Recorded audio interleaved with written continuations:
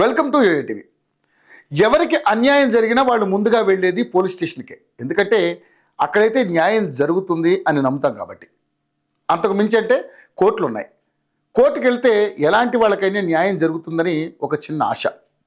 అందుకే ప్రతి ఒక్కరు కూడా న్యాయస్థానాన్ని ఆశ్రయిస్తుంటారు. కానీ న్యాయస్థానాలు కూడా తప్పుదారి పెడితే, అవి కూడా అక్రమార్కులకు, దేశద్రోహులకు వంత పాడితే ఎలా ఉంటుంది? ముంబై పేలుళ్ల ఘటనలో అదే జరిగిందని అనిపిస్తోంది. 2006లో ముంబై మహానగరం ఎప్పటిలాగానే బిజీగా ఉంది. ముంబై అంటే ఎప్పుడు కూడా బిజీగా కనపడుతూ ఉంటుంది. ఇక ఈ ముంబైలోని సబర్బన్ రైల్వే స్టేషన్ ప్రయాణికులు, ఉద్యోగస్తులతో కిటకిటలాడుతూ ఉంటుంది. ఈ రైల్వే స్టేషన్లో 7 ప్లాట్ఫామ్లు ఎప్పుడూ చాలా రద్దీగా ఉంటాయి. సరిగ్గా ఈ 7 ప్లాట్ఫామ్స్ మీద ఆగిన 7 ట్రైన్లలో బాంబులను పెట్టారు. అది కూడా ప్రెషర్ కుక్కర్ బాంబులను రైళ్లలో ఇన్స్టాల్ చేశారు. ఆ రైళ్లు వచ్చి ఆ ప్లాట్ఫామ్ మీద ఆగిన వెంటనే ఆ బాంబులు పేలడం మొదలుపెట్టాయి. ఒక బాంబు తర్వాత మరొకటి, ఆ విధంగా వరుసగా 7 బాంబులు పేలాయి. కేవలం 11 నిమిషాల్లోనే అంతా జరిగిపోయింది. అత్యంత శక్తివంతమైన బాంబుల పేలుల్లో 209 మంది అమాయక ప్రజలు చనిపోగా 700 మందికి పైగా గాయాల పాలయ్యారు. 2006లో మహారాష్ట్రలోనూ దేశంలోనూ కాంగ్రెస్ పార్టీ అధికారంలో ఉంది. ఈ కేసులో 12 మంది తీవ్రవాదులను యాంటీ టెర్రరిస్ట్ స్క్వాడ్ అయితే పట్టుకుంది. వాళ్లలో 6 అంటే ఫైసల్ షేక్, ఆసిఫ్ ఖాన్, కమల్ అన్సారీ, సాజిద్ అన్సారీ, సిద్దికీ, నవీద్ ఖాన్ నోటరియస్ జిహాదీలు అన్నమాట.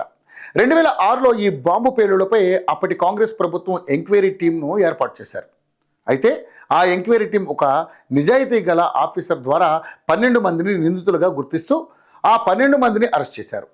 ఒక పక్క ఈ ఎంక్వైరీ నడుస్తుంటే మరోపక్క జిహాదీలకు చెందిన సాక్ష్యాధారాలను చెరిపేసేందుకు ఇంకో టీం పనిచేసిందని సమాచారం. అయితే సాక్ష్యాలను చెరిపేయడంలో వాళ్ళంతా కూడా సక్సెస్ అయ్యారని తెలుస్తోంది. మోడీ సర్కార్ వచ్చాక ఇదే కేసులో ప్రత్యేకంగా Maharashtra control of organised crime బ్రాంచ్ను అయితే ఏర్పాటు చేసింది. దీంతో ఈ బాంబు పేలుళ్ల కేసులో స్పెషల్ కోర్టు 12 మంది జిహాదీలను నేరస్తులుగా గుర్తించింది.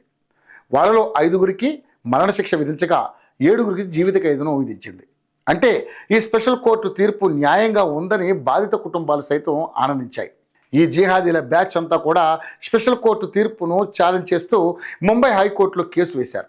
ఏళ్ల తరబడి ఈ కేసును సాగదీసిన ముంబై హైకోర్టు ఫైనల్గా మొన్న సోమవారం రోజు 12 మంది జిహాదీలను నిర్దోషులని, వాళ్ళను దోషులుగా నిర్ధారించేందుకు సరైన సాక్ష్యాధారాలు లేవని చెప్పి పేర్కొంటూ దిక్కుమాలిన తీర్పిచ్చింది. వారందరినీ కూడా తక్షణమే విడుదల చేయాలని చెప్పి ముంబై హైకోర్టు తీర్పిచ్చింది. కోర్టు ఆదేశాలతో 12 మందిని పోలీసులు విడుదల చేశారు. దీన్ని బట్టి మన చట్టాలు ఏ విధంగా ఉన్నాయో స్పష్టమవుతుంది. అందుకే మన రాజ్యాంగాన్ని మార్చాలి, మన చట్టాలను మార్చాలి, వాట్లను లోపాలను ఉక్కుపాదంతో తొక్కేయాలి.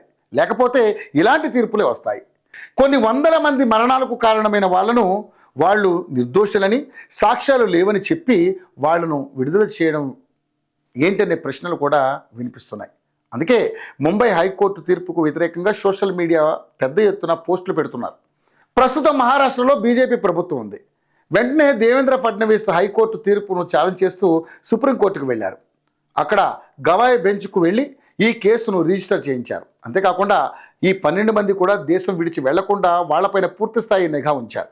సుప్రీంకోర్టులో పిటిషన్ దాఖలైంది కాబట్టి మళ్ళీ వీళ్లను అరెస్ట్ చేసే ఛాన్స్ ఉంది.